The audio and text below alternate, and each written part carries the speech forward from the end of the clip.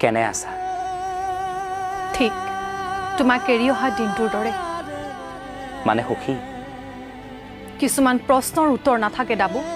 তুমি তেতিয়াও বুজা নাছিলা আৰু এতিয়াও নুবুজিলা। মই বুজি নাপাওঁ বাবেইতো বুকুত একুৰা ঘাঁ লৈ ঘূৰি ফুৰিছোঁ। এতিয়াও কলিজাৰ ভিতৰত দপ দপকৈ জ্বলি আছে তোমাৰ নামত থকা জুই একুৰা সুস্মিতা। মৰমবোৰ হয়তো এনেকুৱাই।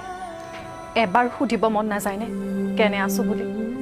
তুমি সুখ বিচাৰি এটা ব্যতিক্ৰম জীৱন বিচাৰি মোৰ পৰা আঁতৰি গৈছিলা।